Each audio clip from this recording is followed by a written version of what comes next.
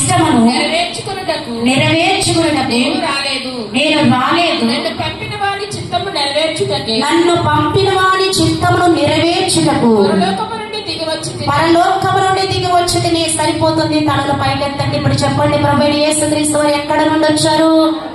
పరలోకము నుండి ఆయన ఈ లోకానికి దిగి వచ్చారు.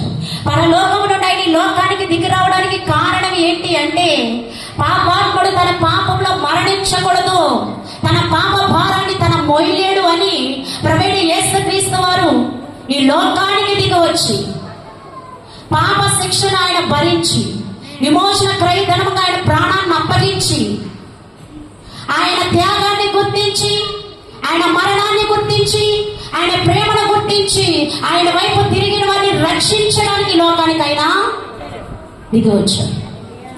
మరణించి మూడో నాడు ఆయన మృత్యుంజయుడిగా లేచి ఆయన ఎక్కడికి వెళ్ళాడు? మళ్ళీ పరలోకానికి. ఆయన వచ్చాడు, ప్రాణం పెట్టారు, తిరిగి లేచారు, ఆయన పని చేశారు, మళ్ళా తిరిగి వెళ్ళి తండ్రి యొక్క కుడి పార్శ్వమున ఆసీనుడై ఉన్నాడు ఆయన.